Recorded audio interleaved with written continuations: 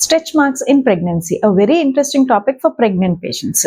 This is Dr. Pappu Shanti from Shanti Maternity and Infertility Clinic, MVP Colony.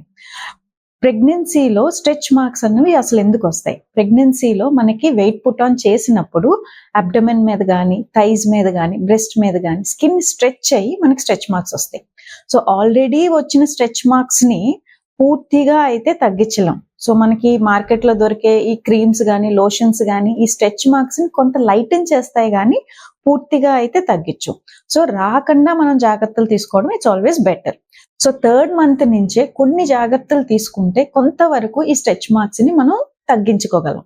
So 3rd month నుంచే మనం well hydrated, అంటే మనకి hydrated skin will always stretch better. So hydration బాగా తీసుకొని moisturiser apply చేసుకొని, moisturiser apply చేయడం వల్ల మన ఎలాస్టిసిటీ పెరిగి కొంతవరకు స్ట్రెచ్ మార్క్స్ తగ్గచ్చు.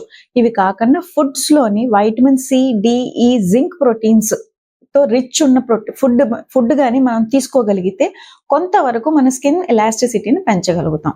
సో ఈ జాగ్రత్తలు తీసుకుంటూ కొంతవరకు కొన్ని మార్కెట్లో దొరికే లోషన్స్ ఎలాస్టిసిటీని పెంచగలుగుతాయి. సో అవి మనం 3rd మంత్ నుంచే, అంటే మనకి స్ట్రెచ్ మార్క్స్ రాక ముందు నుంచే వాడగలిగితే డెఫినెట్ గా స్ట్రెచ్ మార్క్స్ కొంతవరకు మనకి తక్కువ వస్తాయి. So this is all about stretch marks.